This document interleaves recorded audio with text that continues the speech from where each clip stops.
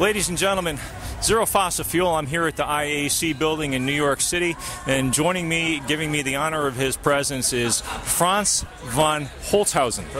Perfect. Franz is the chief engineer for Tesla Motor Corporation, and Franz, thank you for joining me. I really appreciate you taking a few minutes out of your day. I know you're very, very busy. It's a pleasure. Let me reiterate that, chief designer. So a little bit the difference between an engineer and designer, but that's okay. Chief designer. Okay, then this next question is really appropriate, because I wanted to ask you, what was the design inspiration for the Model S? Was there anything that really influenced your design of the sedan? Well, I really developed the design language around the words uncompromised, and if you can imagine, difficult to imagine, of course, but this car is uncompromised in its functionality, in its style, and in its environmental friendliness. And so I wanted to create just a really strong emotional draw to a vehicle that is pure electric, and there is no compromise for having to go and be energy friendly. And we've seen kind of a lot of other manufacturers going in a very somewhat specific direction, which is now being kind of coined as the hybrid direction. I wanted to make sure that we moved away and set our own design language for the vehicle. So it's really about being lean and efficient and modern and just emotionally exciting. Well, I got to tell you, I got very emotional when I saw the Model S myself, and when I first saw the design, the first thing that crossed my mind was Aston Martin Vanquish. When I saw the front grille and the hood design, and I was really not bad company to be in. Of course, as a designer, and I've worked at a variety of different brands. This car in no way is stealing or pulled from any other vehicles. It's its own unique footprint, and to live in company with some of those aspirational vehicles, just from an emotional perspective, is awesome to hear. Franz, by the way, is also a fellow Connecticut native, so I'm very, very happy to be sitting here with him. The Model S, when it first hits the market, it will come with what battery? The 160 mile, the 200 mile, or the 300 mile battery? Well, our base vehicle will be the 160 mile range battery, and an upgrade option will be the 200 plus mile range. And then we're working on the upgraded performance cells for the battery pack that'll be in the 300 mile range. So that will be available just after launch. Okay. Now, I've seen specifications where it said that you reach a 85% full charge in 45 minutes. Now, that's charging from what voltage with what amperage service? I mean, are we talking about a small power utility to get it up to that charge at that quick a time? I crunched a few numbers, and the numbers are difficult to achieve.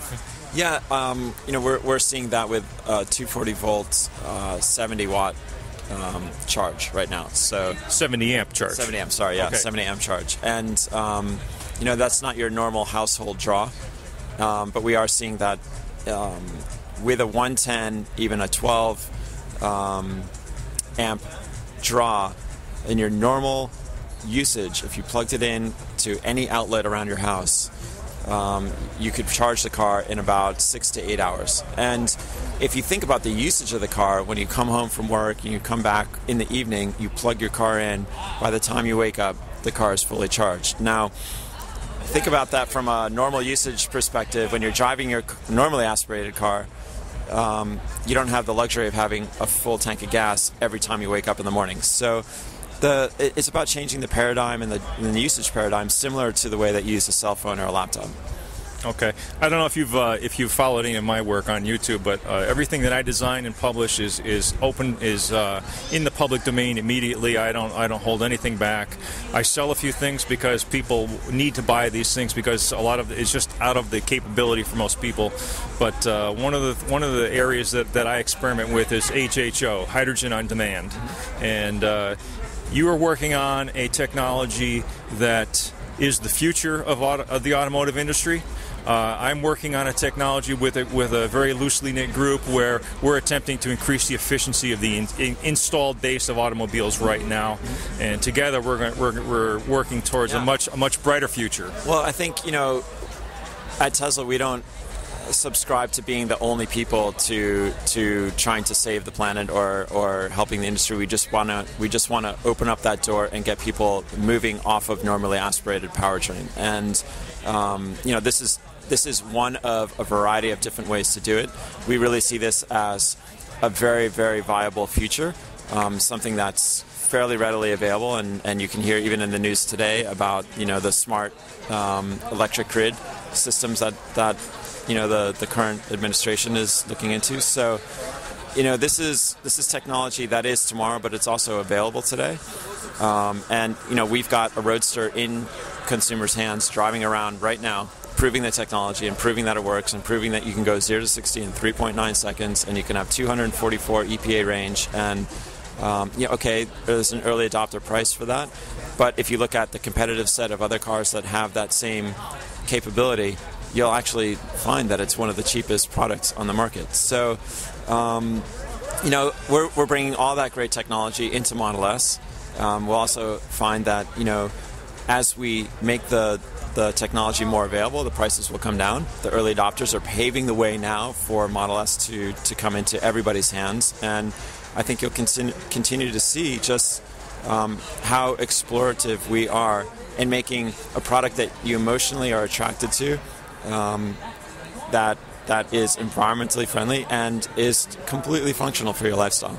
That's great, man. I got to tell you that I'm going to be placing an order for a Model S, getting on the waiting list. Well, don't let next, me or no, I'm sorry, not the Model S. I mean the Roadster. Yeah, okay. But I'm going to tell you, you'll be in line for the Model S as well. Very, very possibly. But I got to tell you, the one thing that I'm wanting for in the Model S, I'm sorry, not in the Model S, in the Roadster, is a second forward gear. Will we ever get a second forward gear and break the 130 mile an hour barrier? I don't know that we will actually go that direction. We're having a lot of success right now with a single speed, and the top speed at 120 miles an hour is 120, 125 miles an hour is it's pretty appropriate. Beyond and reasonable. Yeah, there's only a handful of times when and probably not even in most people ownership experience that you need to go over that speed. Right. And the energy factor against that amount of air, when you're trying to move that amount of air, is it just depletes the battery really quickly. So the only other problem that I have is 2 passengers, 1 set of golf clubs. Yeah, well, that's why you need a Model S. Franz, I want to thank you very much for spending your time with me today. And I wish Tesla Corporation the best success. Congratulations for taking on the Big Three. We're rooting for you all the way, man. Yeah, well, we appreciate your support. And, we are an all-American brand, an all-American company. Our products are designed and manufactured here in California, or out there in California. And we're just excited to see that we're building a business case based on environmentally friendly issues, not supplementing a normally aspirated business case. And I think that our core business is the future, whereas our competitors' core business is not necessarily based off the future. Well, I know when Chevy announced the Chevy Volt, in 2008 it was the 2010 Chevy Volt. Right. In 2009 it became the 2011 Chevy Volt, and so the carrot keeps going forward. Hey, here's a great example.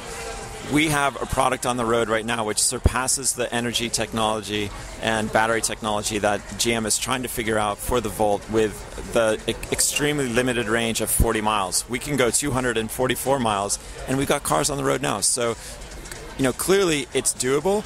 Clearly we have the right brain power behind our brand. We're 350 plus employees strong. You don't need a big engine to create innovation. So, and you've done it with existing technology. Yeah. You took everything off the shelf and just said, hey, we can do this now. Yeah. Let's do this now. Forget what the debacle surrounding the EV1 and that's all right. That's all past history. Let's do this now. Well, folks, that's it for now from the IAC Center in New York City. I want to thank Franz von Holzhausen. Perfect. For joining me. Zero Fossil Fuel signing out. Peace. Thanks.